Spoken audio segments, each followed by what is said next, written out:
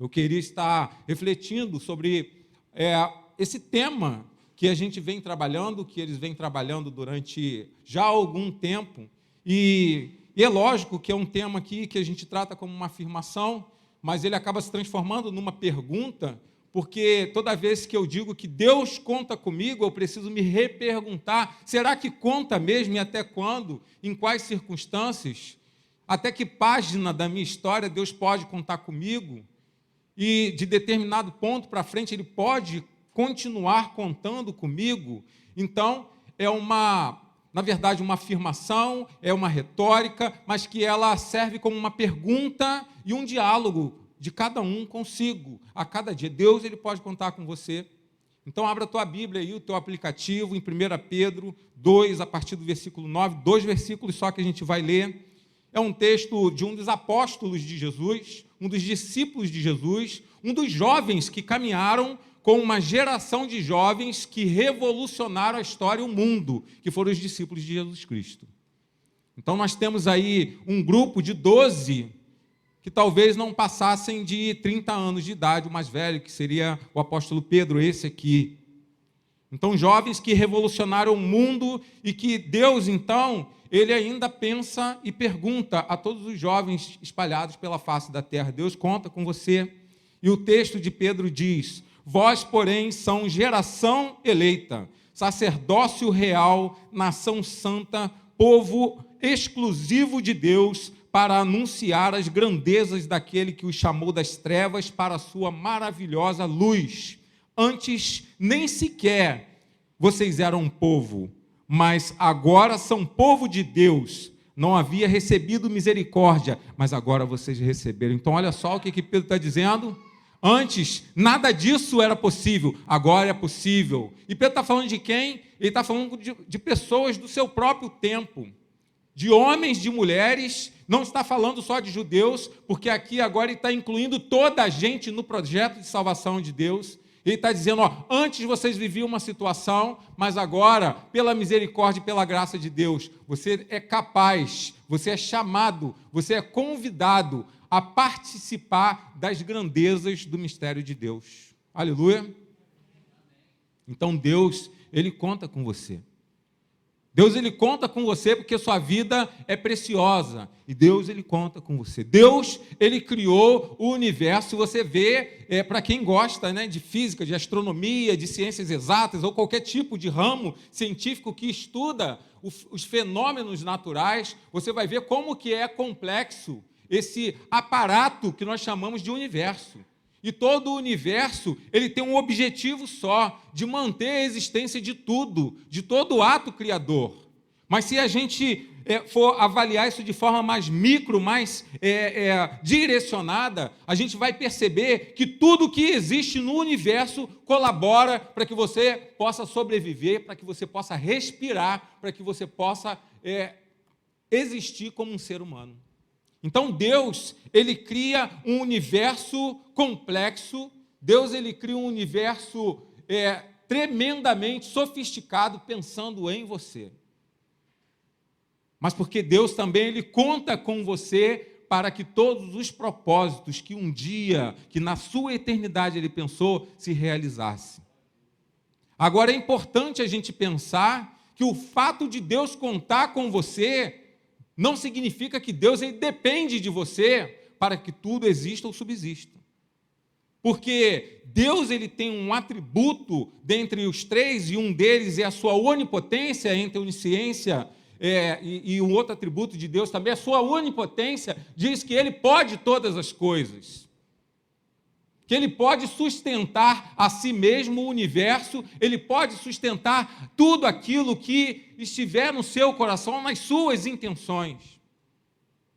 Mas, ainda assim, Ele escolheu me incluir, Ele escolheu te incluir nesse projeto de existência, chamado mundo, nessa complexidade em que a humanidade está inserida.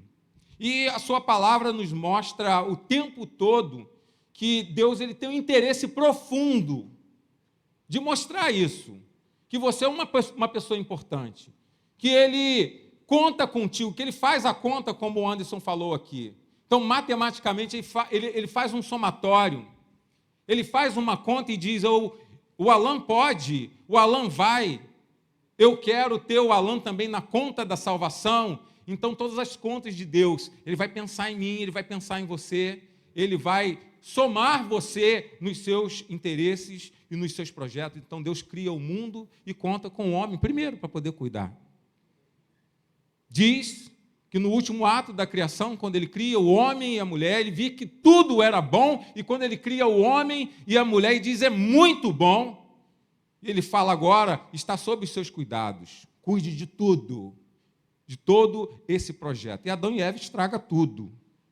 É o que a história, já no início, ela nos conta. Então, quando isso acontece lá em Gênesis 3:9, o Senhor, ele não abandona. E o Senhor, ele não diz, bom, eu não posso mais contar com eles. Estragaram tudo.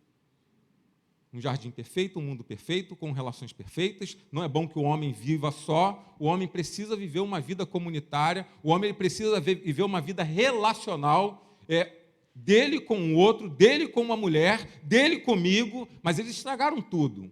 Porque eu dei a oportunidade deles escolherem viver uma vida a partir de uma livre escolha, que nós chamamos de arbítrio, mas o homem escolheu viver pelos seus próprios caminhos e a decidir a vida e o mundo do seu próprio jeito. Então, estragaram tudo. Então, eles são merecedores de abandono. Geralmente é isso que acontece com a gente. Quando o teu marido ele pisa na bola, você abandona. Quando a tua namorada pisa na bola, você abandona. Quando o emprego, o teu carro está muito usado e está muito velho, você quer descartar também, porque aquilo que você acha que não presta ou que dá muito defeito é digno de não ser mais merecido. Mas Deus, ele já começa desde o princípio sinalizar que ele quer algo diferente. Porque a gente vai ver lá em Gênesis 3:9 que o Senhor Deus chama Adão e diz, Adão, aonde você está depois do erro? Eu quero ainda manter um relacionamento contigo. Eu quero ainda contar com você no projeto. O plano, ele foi modificado, mas o meu projeto, as minhas intenções com relação à estabilidade, à vivência, à paz, a uma vivência de reino, uma vivência de amor e solidariedade, de fraternidade entre os homens, ainda está de pé. Só que agora isso vai ter que acontecer de forma diferente, porque vocês escolheram viver diferente, mas eu ainda conto com você. E novamente nós somos incluídos nos planos de Deus. E Deus nos conta novamente no seu plano. Então talvez você olhe para a sua vida e você diga assim, o que eu posso oferecer afinal ao Senhor? Eu não tenho muitas habilidades. Ou eu tenho uma vida tão apagada, ou eu tenho uma vida tão nociva, uma vida tão ocupada de tragédias do passado. Será que Deus ele pode olhar para mim hoje e enxergar alguma capacidade, alguma possibilidade? Eu não tenho recurso nenhum. O que eu posso oferecer ao Senhor? Ou ainda, eu não estou muito afim. Tem coisa que me apetece, que me chama mais atenção. Tem coisa que é melhor para mim lá fora do que eu estar ocupado ou fazer parte dessa contabilidade de Deus.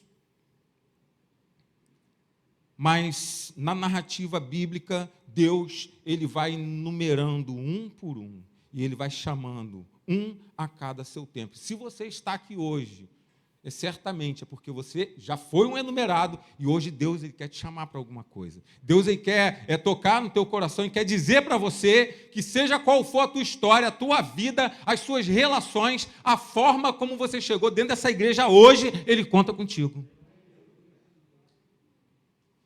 Então, ele ainda conta com pessoas para poder cuidar desse reino que pensamos que é um reino do homem, mas é reino de Deus, porque Ele é o Criador, Ele é o Todo-Poderoso, Ele é o onipotente Deus.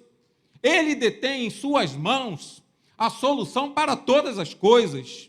E mais do que nunca, essa geração está experimentando isso, que o homem ele não tem suficiência para poder fazer ou lidar com determinadas situações, como a Covid que está aí. Algo que, aparentemente, uma gripe, que se transforma num terror para o planeta. Porque é Deus que ainda detém a condução e o controle de todas as coisas, mas ele nos enumera e ele nos chama, ele nos convida para a gente poder cuidar desse reino que é dele ainda. E que talvez você não convidaria determinadas pessoas. Talvez alguns pastores ou algumas comunidades de fé não convidaria. E, de fato, é um problema muito grande quando tu chama aquele mala sem alça num dia de tempestade para poder fazer parte da tua comunidade de fé. O cara chato, mas aquele chato mesmo, que o cara emperra com tudo, ele reclama de tudo, ele faz uma crítica que não traz nenhum tipo de solução, e ele acha que ele tem que protestar todas as coisas, mas sequer o teu testemunho de vida é compatível com aquilo que ele quer protestar. Mas Deus conta com ele. Se Deus conta com ele, quem sou eu, pastor, ou você, irmão de igreja, ou irmão de banco com outro, que pode dizer que ele é imprestável, que ele é incontável no reino de Deus, no sentido de não ser merecido. Então aqui a gente já pode pensar sobre uma primeira situação, de que Deus ele conta com pessoas improváveis. Deus ele conta com pessoas improváveis. Improvável é aquele que você não enxerga de fato possibilidade nenhuma. E a gente vai ver e vai conhecer na Bíblia um homem chamado Saulo, um jovem chamado Saulo, que foi um deles. Um homem completamente improvável, um jovem completamente improvável, baseado na sua biografia, na tua história de vida, nas suas ações, no seu pensamento, nas suas ideias a respeito da religião, de Deus e do mundo. Ele era improvável para o Evangelho. Ele era uma pessoa não grata, não querida para o Evangelho do Cristo, aquele Evangelho recente, aquele Evangelho primitivo. E a história de Paulo, ela é apontada e indicada na Bíblia pela primeira vez, lá em Atos 7:58, quando Estevão, um dos discípulos daqueles já convertidos que caminhavam com o Senhor, foi perseguido, apedrejado e morto. O texto diz que as testemunhas, e aqueles também que ajudavam na condenação e na morte de Estevão, deixaram os seus mantos, as suas vestes, aos pés de um jovem, é isso que está lá no texto, chamado Saulo. Então, Saulo ali, o nome dele não tinha sido transformado ainda. E não era o Paulo, ele era um jovem Saulo. E na biografia desse jovem, a gente vai ver que ele era um judeu da Palestina, mas que não nasceu na Palestina, não nasceu na Judéia, não nasceu na Galiléia, como Jesus e outros discípulos. Ele nasceu num outro território, ele nasceu dentro de um ambiente dominado pelo Império Romano, mas anteriormente era um local, uma cidade, uma região que pertencia à Grécia, chamada Turquia, e ele pertencia a uma cidade chamada Tarso. Então, Paulo ele nasce dentro dessa influência. Apesar de ser um judeu, ele está numa outra nação. Ele faz parte de uma outra cultura, de um outro pensamento. É como se você fosse um brasileiro carioca, mas naturalizado paraguaio. Ou americano. Então tu fala, eu sou brasileiro de coração, de sangue, de nação, de origem, mas eu pertenço também a uma outra cidadania. E quer queira, quer não, você acaba adquirindo um pouco daquela cultura. Você começa a dizer que falar é hablar. É isso mesmo? Então, Paulo, ele começa a adquirir alguns costumes culturais ali, mas ainda assim, ele preservava a ideia da sua teologia, da sua religiosidade. Ele era um judeu, ele vai dizer, quando ele faz determinados discursos, que ele é judeu de nascimento, ele é um cidadão também romano, pelo fato de ele nascer num estado anteriormente grego, mas que naquele momento estava sob o domínio de Roma, e de alguma forma os seus pais, seus ancestrais, adquiriram a cidadania romana, que naquele tempo era muito importante adquirir isso, era uma questão às vezes até de sobrevivência, e Paulo se livra de cadeia de morte antecipada por conta disso.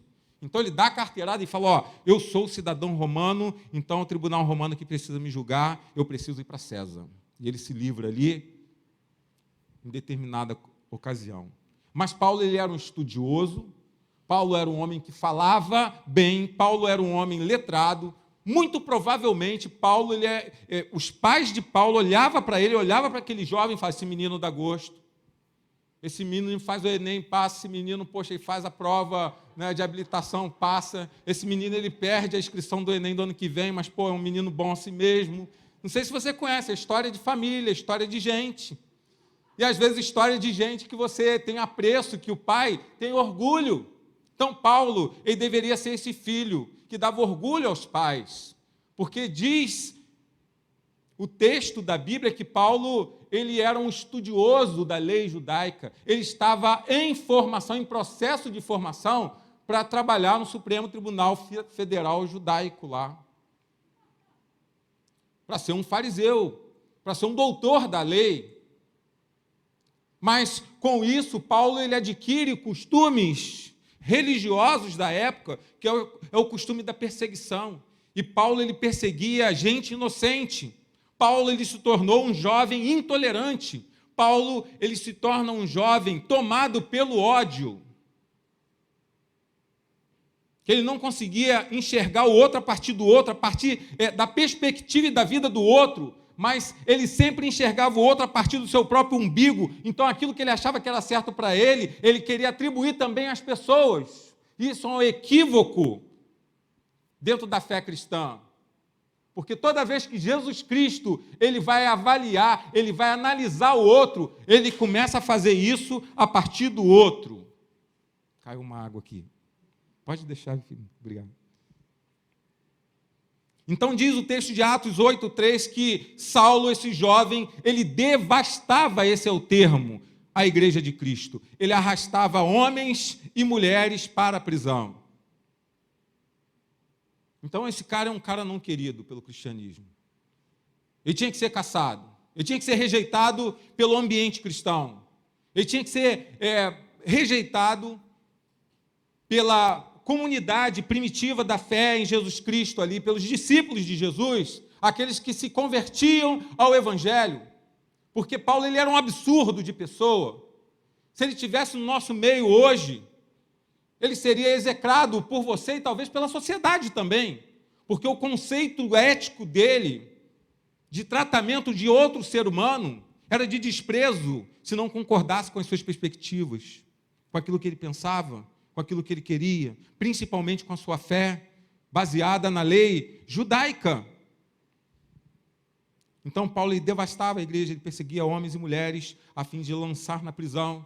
O texto de Atos diz que ele tinha carta, ele tinha uma autorização dos tribunais judaicos para poder procurar aqueles que estavam se convertendo a Jesus Cristo. Sinceramente, se ele estivesse aqui, para mim era rodo. Eu ia ter aquele gosto de ódio por Paulo, porque, às vezes dá uma raiva na gente quando alguém quer perseguir aquilo que a gente gosta de fazer, não é? Causa uma indignação. Mas Deus contava com Paulo. Isso arrebenta com a gente. Arrebenta comigo, contigo. Porque diz o texto de Atos 9 que no caminho de Damasco, enquanto Paulo ainda respirava ameaça de morte, vontade de matar crente, ele teve um encontro com um homem chamado Jesus de Nazaré. E quando você tem um encontro verdadeiro com um homem chamado Jesus de Nazaré, você percebe que você não é um odiado, você não é um abandonado, por pior pessoa que você possa ser na face da terra. Você se sente contado por ele. E à medida que você é contado, você se sente valorizado. Só que você não é valorizado por um semelhante seu só. Você é valorizado pelo Rei dos Reis, pelo Senhor dos Senhores, pelo Filho do Criador, por aquele que diz que tira todo o pecado do mundo, que tira você de toda a situação de intolerância, de perversidade e ódio, e te lança para o reino do amor de Cristo, para conhecer a grandeza dos mistérios dele. E foi isso que aconteceu no caminho de Damasco. E lá no versículo 4 de Atos 9, à medida que esse encontro acontece, Paulo ele cai por terra, e uma luz resplandece, e essa luz é o próprio Cristo, e de repente ele ouve uma voz: Saulo, Saulo, por que você me persegue? Então Jesus faz uma pergunta: Caramba, Paulo, você é uma pessoa importante, mas você não consegue entender a fé que você tanto tenta defender. A raiz da tua fé, ela vem de uma premissa correta, mas você transformou isso numa abominação. Foram que os judeus da época de Paulo e de Cristo fizeram com a lei de Moisés. Tornaram a lei ou os princípios, os mandamentos de Deus em algo opressor para o ser humano. E Paulo, ele está nesse meio aqui, mas Deus tem Paulo em sua conta e fala, eu preciso de alguma forma chegar até esse homem, eu preciso modificar, eu preciso mover alguma coisa dentro dele, para que ele possa entender que eu faço conta com ele. Ele é digno do reino dos céus, mas ele é um pecador, mas ele é improvável. Só que eu consigo enxergar nele probabilidade, possibilidade. E Jesus fala, eu sou Jesus, aquele que você persegue. E o absurdo aqui acontece. E os crentes daquele tempo ali concordam com o absurdo. Como é que pode? E aquele que depois iria discipular Paulo, ele tem uma visão de Deus lá em Atos 9:13, ele começa a reclamar com Deus, e fala, Senhor, eu tenho ouvido sobre esse homem e de todo o mal que ele tem feito contra nós. E ele chegou até aqui com uma autorização dos sacerdotes para prender todos aqueles que invocam o teu nome. Então olha só que defesa justa, que um homem de Deus justo faz perante o Senhor, em objeção a um perseguidor, a um perverso, a um intolerante chamado Saulo. Mas para Deus, Saulo, ele é possibilidade. Para Deus, Paulo é probabilidade. Para Deus, Paulo, ele é um improvável que vai se tornar agora uma possibilidade, uma potência em suas mãos. Porque Deus já contava com ele, mas Paulo não entendia ainda que Deus poderia contar com ele também. Deus contava com Paulo, mas Paulo ele não entendia que Deus, e abertamente ele não dizia, Deus, você pode também contar comigo.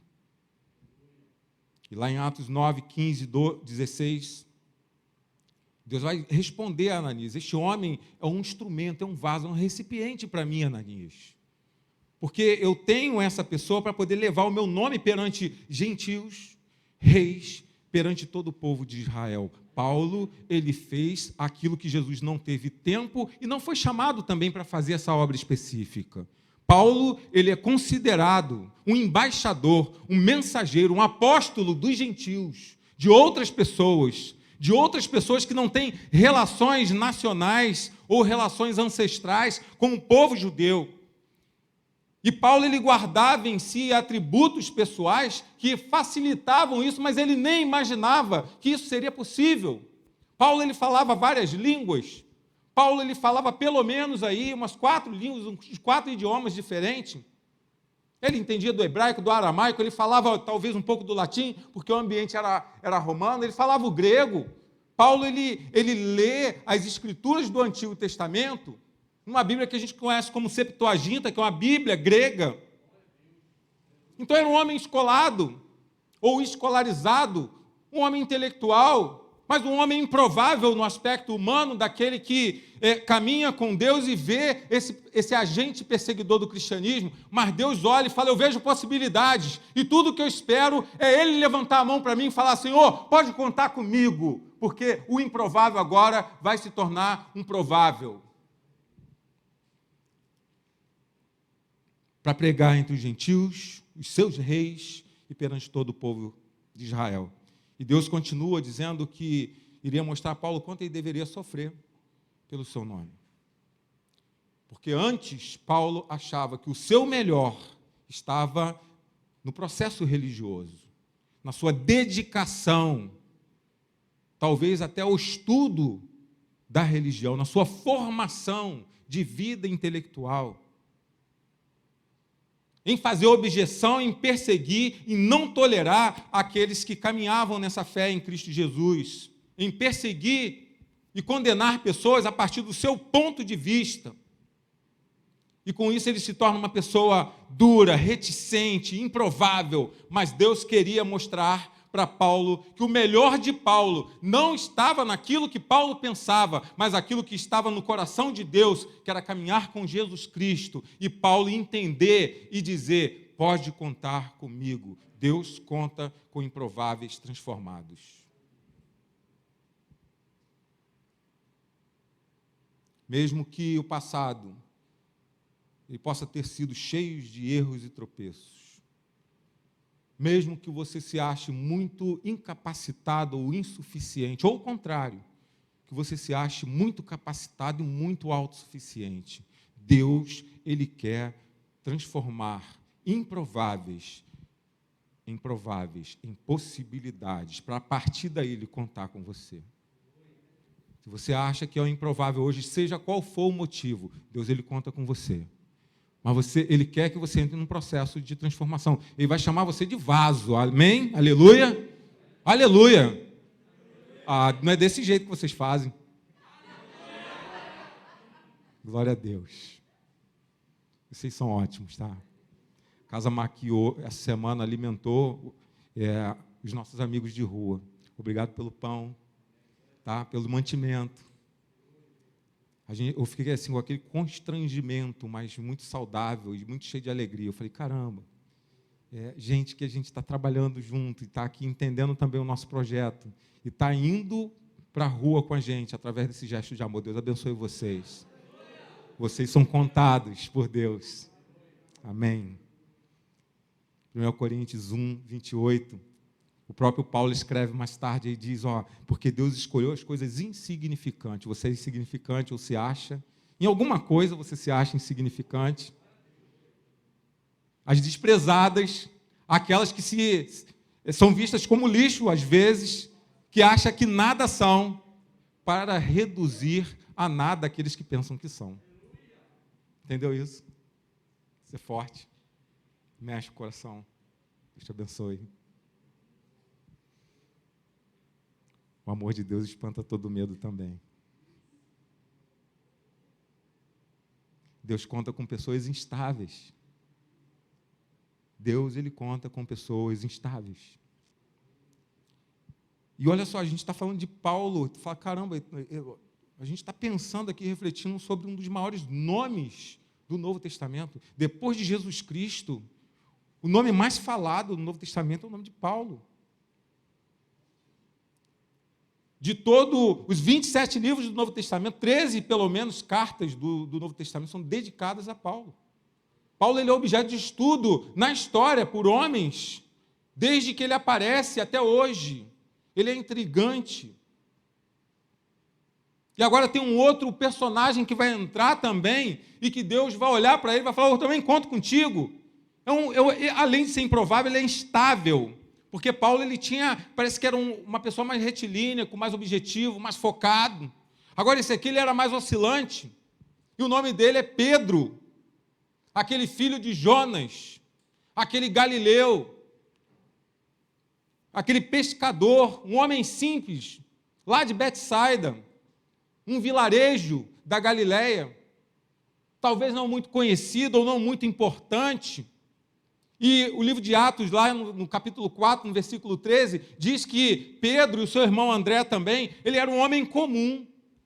Comum no sentido de ser uma pessoa do cotidiano, simples e um homem sem instrução.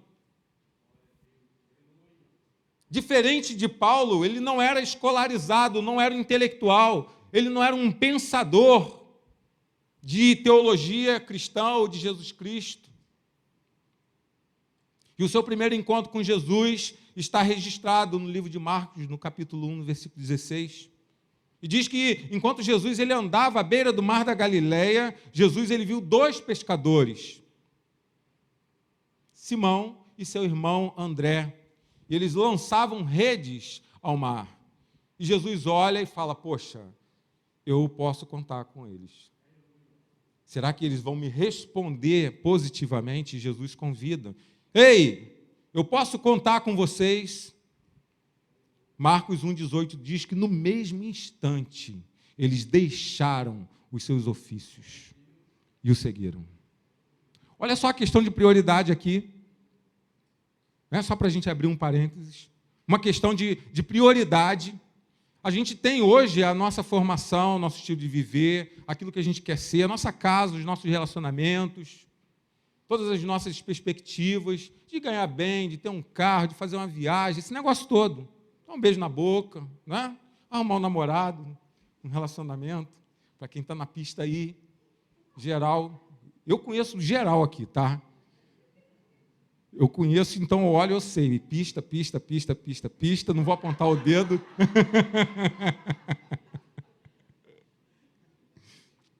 Mas Pedro, quando Jesus caminha e olha, poxa, eu posso contar com você? Pedro fala, eu não quero saber se o trabalho é mais importante, eu não quero saber se meu irmão, meu pai, eu não quero saber se a minha sogra estava doente, a sogra de Pedro. Ele falou, eu vou abandonar tudo, porque eu consigo enxergar nesse homem possibilidades melhores para a minha vida. E quando você faz isso, você está dizendo para Deus, primeiro, que Deus pode contar com você, e depois, que Deus é possibilidade sempre melhor para você. E que tudo o que você começa a partir de Deus, o restante vai ser acrescentado. Jesus disse isso em sua palavra. Busca primeiro o meu reino, eu acrescento as outras coisas. Houve uma inversão disso na história. E a gente vive um tempo que a gente enxerga esse evangelho ao reverso. Que Deus ele não é mais prioridade. As coisas de Deus não são mais prioridades. Sequer o convite de você andar com Deus é uma prioridade para você, porque você sempre vai dizer, como eu falei lá no início, que eu não quero, eu tenho coisa mais importante, eu tenho outros projetos. Mas Deus ele continua, ele fala, caramba, eu não te criei à toa. Eu te criei para o louvor da minha glória e, em primeiro lugar, você precisa me adorar, você precisa me reconhecer, você precisa colocar a tua vida no centro da minha direção e todas as outras coisas serão acrescentadas. Fechando parênteses aqui. Jesus chama e, no mesmo instante, eles deixam e seguem. Para muitos comentaristas, para a gente falar aqui um pouquinho desse aspecto da característica pessoal de Pedro, ele foi um discípulo marcado pelos excessos. Ele tinha muita intrepidez e se atirava sempre na frente das coisas. Tinha um temperamento forte, alguns vão dizer. Era uma pessoa impulsiva. Então Jesus vai orar e está lá orando, e de repente tem aquela visão de Elias e de Moisés, e Pedro fica todo empolgado. É que eu estou aqui também. Caramba, vamos montar uma barraca, vamos dormir aqui. Pedro, para de bobagem, a gente está fazendo coisa séria aqui. E está você aí todo serelepe.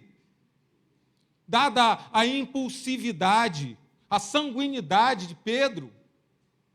Mas era um homem estável também, porque a cada momento ele tinha um humor. Então, se Pedro vivesse hoje, ele ia estar num consultóriozinho, fazendo uma parada. Eu fico pensando assim, é meio anacrônico, né, tirar o Pedro do tempo dele, mas eu fico imaginando. Aliás, a gente vê alguns Pedros no sentido de personalidade e comportamento hoje. Eu conheço um montão de gente aqui também, tá? Um monte de Pedro e Pedrita aqui, tá? Instáveis em suas personalidades.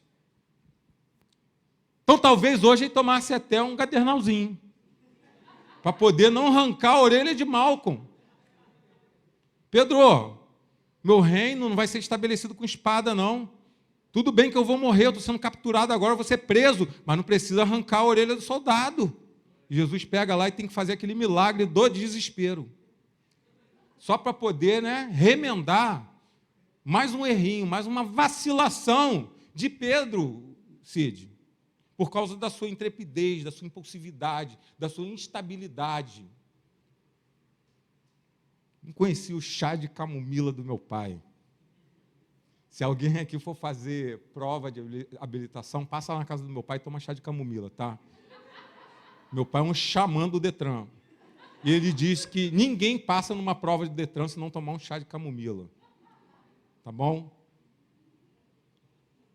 E erva doce, que minha mãe falou ali também. Então, um combo. Então, Pedro, ele era esse camarada, ou ele é identificado a partir daquilo que a gente lê.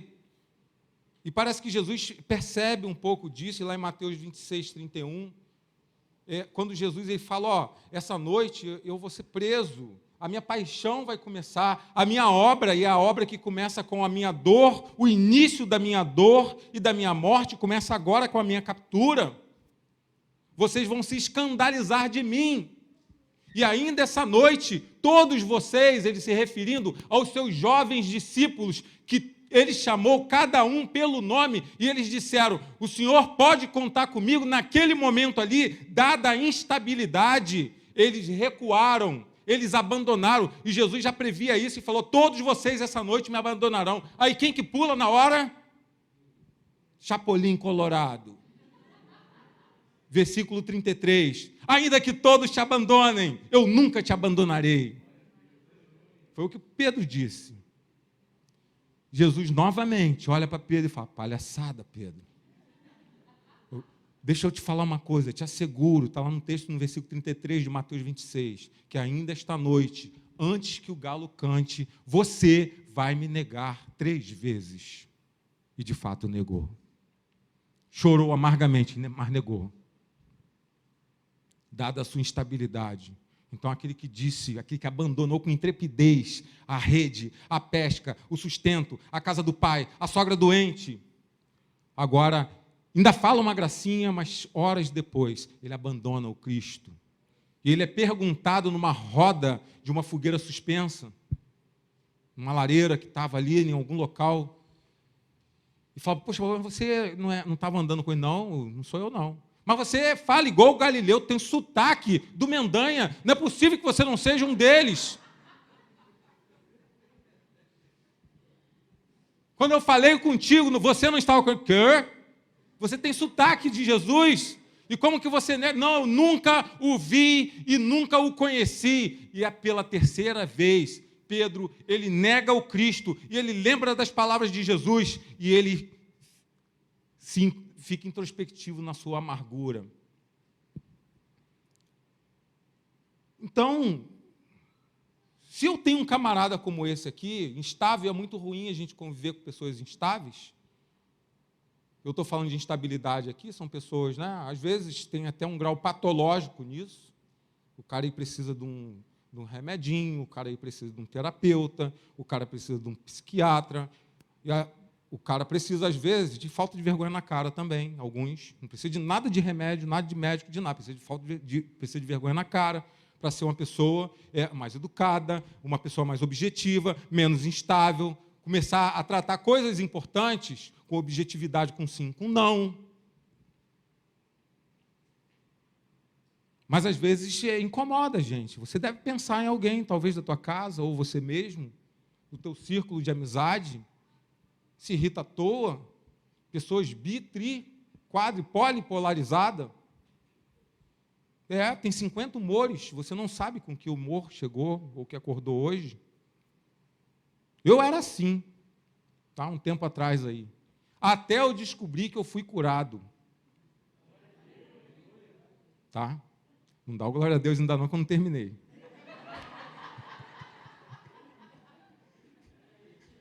Alan, você está muito estressado, eu preciso te admitir uma coisa. Liguei para tua mãe, expliquei a condição, e tua mãe falou, taca 5 gotinhas no suco dele. Dá glória a Deus aí, Maqui. Não, aí não. Entendeu? Então eu vivi assim, falta de vergonha na cara. Não tinha que tomar remédio, nada não.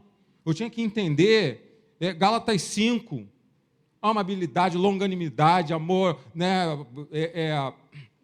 bondade, espírito de mansidão. Eu tinha que catalogar, eu tive que catalogar em mim o Espírito, o fruto do Espírito de Deus, do Espírito Santo, e começar a exercitar isso na minha vida prática, para eu parar com essa instabilidade que naquela época eu vivia e às vezes incomodava minha família, minha esposa, as pessoas falavam, me chamava até a atenção por isso. Então, se você é um instável, se você é um oscilante, descompromissado, impulsivo, deixa eu te falar uma coisa, você não está largado do reino de Deus. Deus, ele conta com você. Só que ele conta com você também transformado.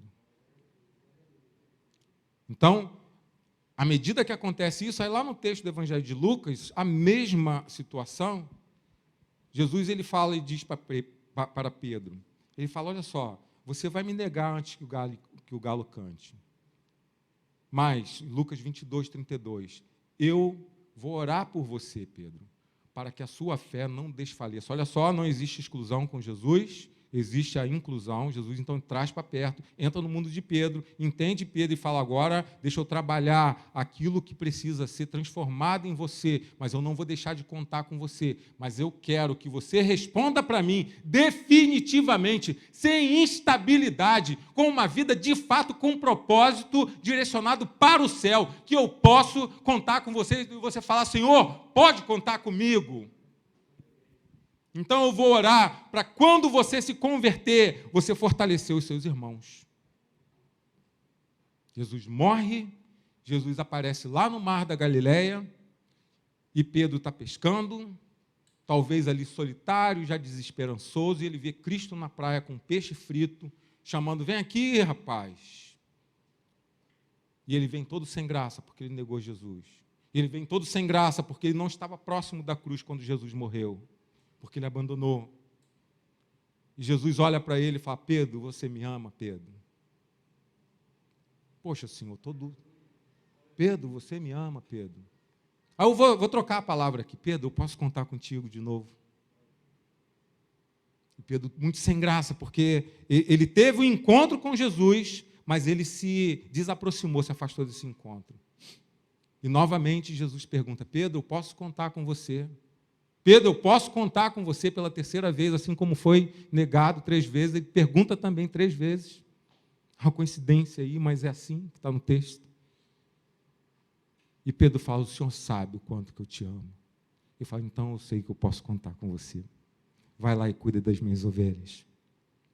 Pedro, ele é catalogado pela Igreja Católica, não por nós, como sendo o padre principal da igreja. Ele é considerado um dos homens mais importantes em termos de eclesiologia para a Igreja Católica. Ele é o principal, o primeiro papa considerado para eles. Para a gente, um discípulo, um apóstolo de Jesus, instável, mas que quis ser transformado e que disse, Senhor, pode contar comigo definitivamente, sem tropeço. E depois outras narrativas da história vão sugerir, vão apontar que Pedro, de cabeça para baixo, sendo crucificado, ele dizia, eu não sou digno de ser crucificado com a cabeça para cima, eu não posso ser crucificado igual o meu Jesus, eu tenho que ficar aqui, e eu não posso mais negar daquilo que eu tenho ouvido, daquilo que eu tenho pregado, eu não posso mais negar esse Cristo que um dia eu aceitei, mas que um dia também eu fui instável com ele, mas que agora definitivamente eu sou uma pessoa íntegra diante dele. E a gente vai ver no texto de Atos 2, que uma palavra, um testemunho de Pedro, ali no período do Pentecoste, 3.000 almas se converteram a Jesus Cristo. Então Deus, ele pega pessoas instáveis para contar, mas ele precisa que essas pessoas transformem os seus comportamentos, as suas reações, os seus temperamentos, as suas instabilidades em paz, em domínio próprio, em mansidão, em perseverança, em autocontrole, em fruto do Espírito. E por último, Deus, ele conta, sem exceção alguma, com todos os pecadores. Aí você não escapa. Se você é o improvável, não é, não se julga. Se você não se julga um instável, daqui você não escapa. Porque o texto de Paulo em Romanos 3,23 diz que todos, sem exceção, pecaram e estão destituídos, afastados, separados da glória de Deus. Só que o plano de Deus, ele não deixa ninguém de fora. O pecado, ele nos leva para um estado de desarmonia e de separação dos propósitos de Deus. E Paulo deixa muito claro, com exceção de Jesus, lá em Romanos 3,10, ele vai dizer que não há um justo sequer, só Jesus. Fora isso, nem ele, o próprio Paulo, não há um justo sequer, não há ninguém que ame corretamente a Deus, não há ninguém que faça o bem como Deus exatamente quer. E foi por conta do pecado que o mundo perfeito se tornou um mundo caído. Foi por conta do pecado que a humanidade, semelhança de Deus, escolheu romper com o seu Criador. Foi por conta do pecado que relações fraternas de amigos e irmãos se transformaram, já lá no Gênesis, Caim e Abel, em rivalidade e disputa homicida. E ainda assim, Deus, ele não desistiu de nós. Ainda assim, Deus, ele não desistiu da humanidade. Eu digo sempre, cada criança que eu apresento aqui é Deus falando para a humanidade. Eu não desisti de vocês. Eu acredito ainda que essa criança pode ser uma pessoa de bem, pode ser um homem honesto, pode ser um homem que vai conhecer Jesus, pode ser, assim como os meus discípulos, alguém que eu vou contar e que vai ajudar na transformação do mundo. É isso que Deus, dia a dia, eu acho que a cada manhã, a cada alvorada, a cada amanhecer, Deus, ele olha e fala, eu posso contar com alguém nessa terra. O texto de João diz que Deus, ele lança os seus olhos sobre a terra a fim de encontrar aquele que possa o adorar em espírito e em verdade. Ele está querendo dizer, eu quero que alguém com sinceridade de todo o coração, de toda a força, de todo entendimento, possa ser contado entre aqueles que eu quero e eu possa contar com ele também. Mas ele precisa que a gente aceite participar do seu plano salvador. E é nessa perspectiva aqui, de cooperadores do reino, que Pedro faz as suas exposições do texto inicial, que a gente refletiu aqui de 1 Pedro 9, 10, seguinte. Vocês, porém, são, ele usa aqui um verbo predicativo, que indica para a gente identidade. Fala, ó, vocês não eram, mas agora vocês são. Se antes vocês estavam perdidos, se antes vocês estavam condenados, se antes não existia para Paulo perspectiva nenhuma de encontro com Deus, e nem de Pedro de caminhar com uma vida instável com ele mesmo, com o mundo e comigo, agora existe possibilidade. Vocês, porém, são. Você agora tem uma identidade, Pedro. Que identidade é? Você é uma geração eleita. E quem são os eleitos de Deus? Não é uma igreja, não é a IBPA ou a igreja dali da esquina. São todos aqueles que creem no nome de Jesus Cristo. Todos aqueles que aceitam o nome do Cristo como Filho de Deus, o verdadeiro Salvador e único suficiente. Ele vai dar a identidade, ele vai novamente no processo mostrar quem você verdadeiramente é. Então, se você é improvável, ele vai dizer e vai mostrar e vai ensinar que você é provável. Se você é instável, ele vai mostrar, ele vai ensinar e vai te conduzir para a estabilidade. Se você é um pecador, você vai se tornar, pela cruz de Cristo, um redimido. E ele vai continuar, ele fala, vocês, porém, são uma geração eleita, um sacerdócio real. Então, quando ele fala isso, Jesus, ele é o sumo sacerdote. Aliás, atributos, né, ou funções de Jesus, ele é profeta, sacerdote, rei, ele é considerado assim. E quando ele fala que nós somos sacerdócio real, é que a gente faz parte desse movimento sacerdotal de Cristo. Antes, era Moisés, era o sumo sacerdote com os seus levitas, que tinha acesso ao Santo dos Santos. Agora, Jesus, ele diz que rasga esse véu que separa o Santo dos Santos, que separa o homem comum ou a gente de Deus. E agora não existe mais nenhum impedimento. Então, quando ele diz que você faz parte de um sacerdócio real, ele está dizendo, você, por você mesmo, você pode encontrar a Deus em Jesus Cristo agora. Através de Jesus Cristo. Você não precisa de ninguém para poder te mediar. E às vezes a gente vê igrejas ou pastores ou líderes querendo costurar de novo o véu. E eles parecem que são os sumos sacerdotes. E que parece que para a gente chegar ao céu, a gente tem que ter acesso a eles primeiro. Isso é uma mentira desse tempo. Porque nós somos, é o texto aqui, é o próprio apóstolo que diz, então você é contado para participar de um reino, cujo rei é o próprio Jesus Cristo. E você está no meio desse sacerdócio. Você é incluído, é contado nele. Diz que vocês, porém, são geração eleita, um sacerdócio real, nação santa, porque somos contados para viver uma vida separada. Santidade é separação. É o Kadosh lá do Antigo Testamento. É você viver em estado de separação. Separação de quê? Separação da hostilidade, separação do pecado, separação desse mundo vil. separação daquilo que tenta moldar você de uma forma diferente, separação daquilo que tornou aquilo que você de repente é hoje e que você nunca queria ter sido. Então, santidade é isso, é um processo em que você vai se subtraindo dessas coisas, da maldade, do pecado, desse movimento que vai te diluindo como pessoa, que vai dilapidando a sua identidade. Então, Deus ele vai dizer em Pedro aqui que nós somos nação santa, nós somos contados para viver uma vida separada conforme a vontade de Deus. E lá em 1 Pedro 1, 14 e 15, ele vai dizer isso, um texto um pouquinho antes do capítulo, como filhos obedientes, não se deixem amoldar pelos maus desejos de antes, quando vocês viviam na ignorância. Mas assim como é santo aquele que os chamou, sejam vocês também santos em tudo aquilo que vocês fizerem, separados. Tudo que eu faço para Deus. Tudo que eu quero pensar a partir de Deus. Tudo que eu quero pensar para o meu futuro, eu vou pensar a partir de Deus. Tudo aquilo que alguém me mostrar alguma coisa diferente, uma moldura diferente de Cristo, eu quero estar separado disso e eu quero me moldurar. Eu quero ganhar a forma de Jesus Cristo e tornar o resplandecer da sua imagem e semelhança na terra. E, finalmente, um povo exclusivo, que é o povo da salvação, é o povo contado para a eternidade, é o povo que quis crer, é o povo que aceitou Jesus, é o povo que entrou no processo de santificação, que foi regenerado, ganhou novas células, novo sangue, e o sangue agora que está em mim, ou em você, não é mais o sangue de mim mesmo, ou o teu sangue, mas é o sangue de Cristo, que ele corre em nossas veias. E ele faz um movimento de saúde no nosso corpo, purificando a gente de todos os pecados. Esse é o povo exclusivo. Não é exclusivo porque é crente ou porque pertence a uma igreja.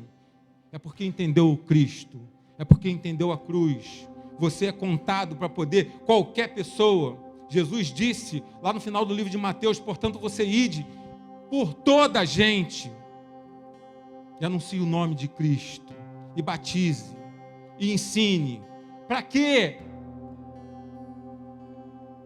Toda a gente.